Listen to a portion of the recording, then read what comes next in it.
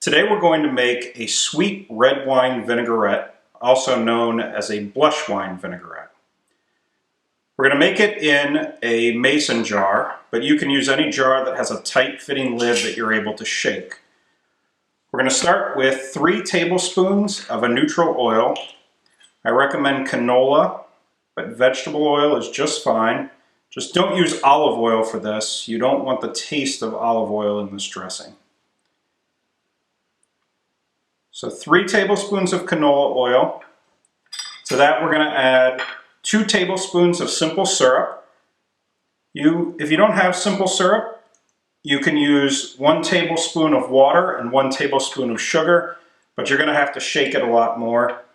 You can see my simple syrup recipe on the YouTube channel. To that we're adding 1.5 tablespoons of a red wine vinegar.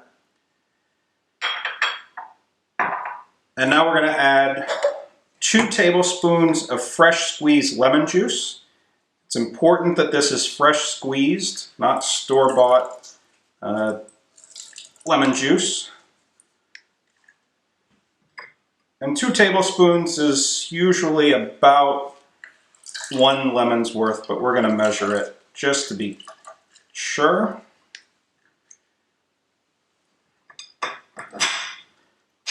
So here we go.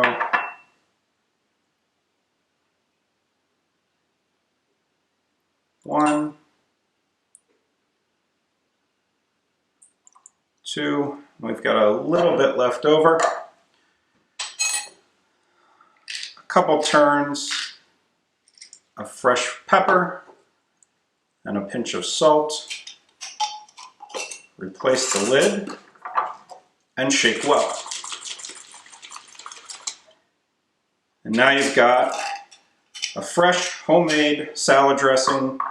This is enough for about 1 large or 2 small salads. If you want to make more, just double or triple the ingredients and it'll stay in this jar in the fridge.